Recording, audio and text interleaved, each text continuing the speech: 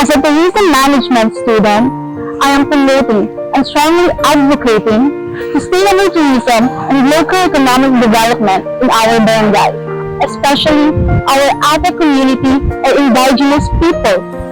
Much more, helping our barangay and local government unit to create initiative to increase our revenues to promote inclusive growth for everyone.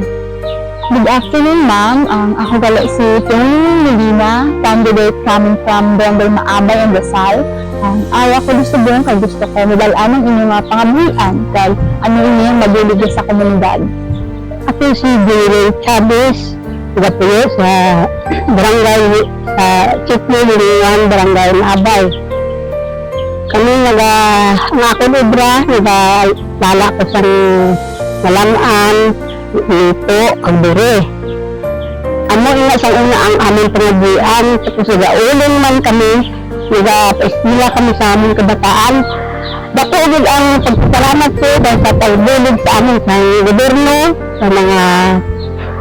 sa barangay nga wala naman kami pagkabait. Yan nga kami katapos ako sa aking kabataan, meron sa amin sa tunga na pagkakatubra kami sa nito, Agdure, makabalik-baligya.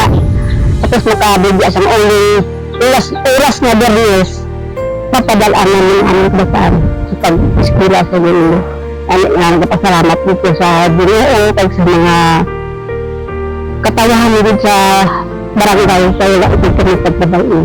Dahil ako nagpasalamat sa ako na nakapatapos ako sa loko kabata. Lingod sa aming pirsa lang kay pagtunga.